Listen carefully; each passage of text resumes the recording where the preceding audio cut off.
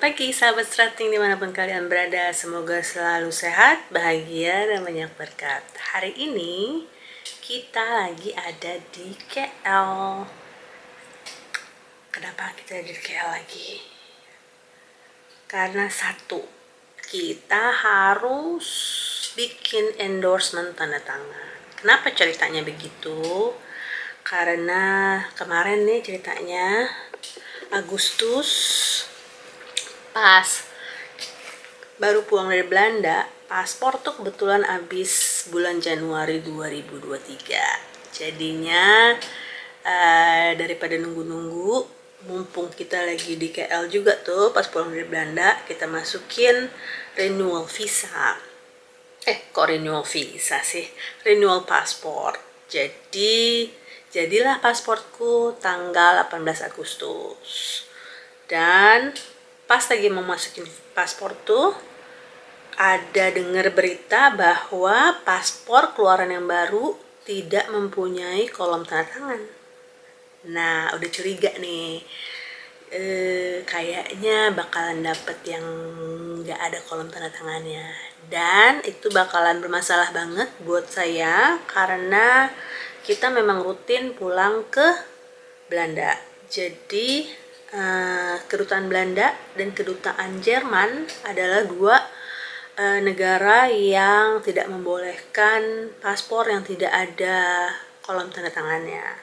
Walaupun sudah resolve, sekarang mereka menerima paspor yang ada kolom tanda tangannya di endorse, tapi kan nyebelin juga ya. Dan nyebelinnya lagi, ternyata pas akhir tahun diumumkan bahwa paspor sekarang berlaku 10 tahun. Kesel ya. Cuma beda tipis. Nggak tipis sih. Agustus, September, Oktober, November, Desember.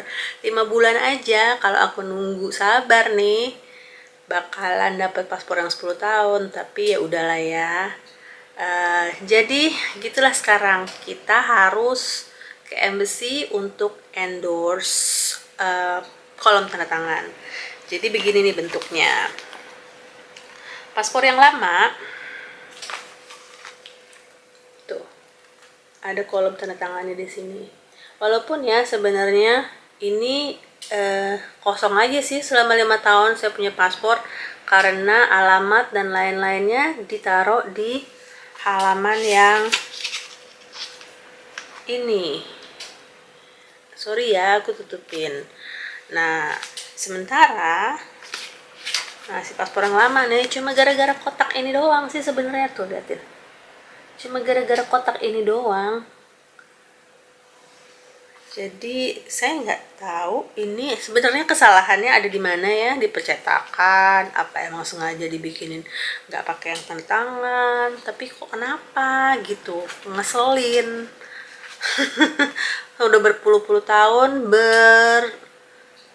maksudnya for all along Indonesian passport selalu ada kolom tanda tangan, kenapa sekarang tiba-tiba ganti gitu. Pengen tahu aja, penasaran. Coba deh kalau ada yang tahu tulis di kolom di bawah nih, kenapa sih harus nggak pakai kolom tanda tangan? Apa percetakannya lupa, apa yang last final checknya juga lupa untuk ngecek itu nggak ada kotak, gimana sih, nggak ngerti aku.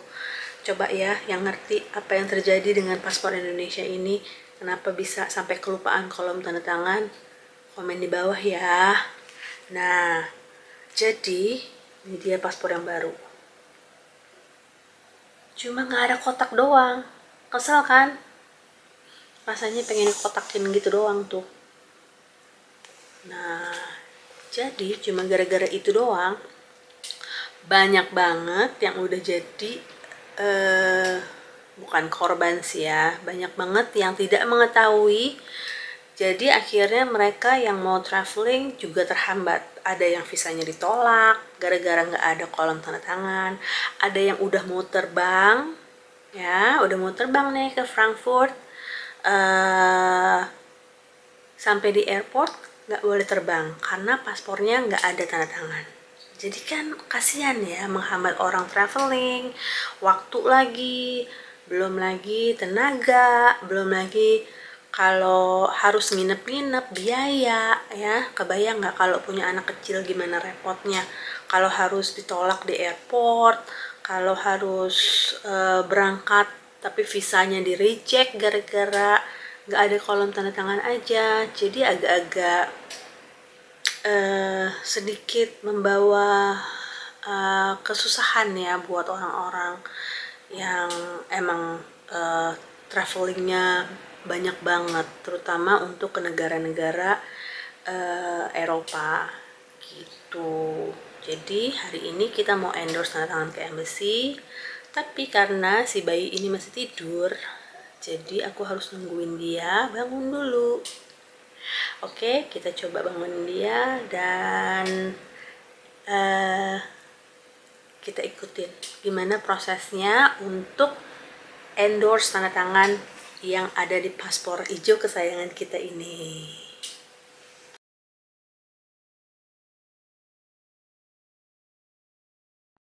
Inilah makanan kita. Si bayinya masih sibuk. Kiki, do you wanna have French fries? Look. Wow, cantik. Akhirnya kita selesai makan. Ini burgernya gede banget. Itu ada Teh Uwi, dan ini adalah Ibu Astrid, dan ini adalah Bobi, kuncennya KBRI. Kiki, do you want to finish your burger or no? No?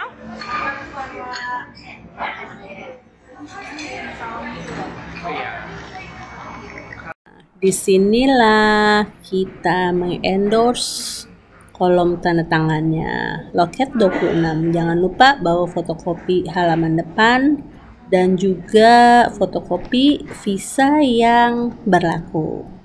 Nomor antrian E093 di counter.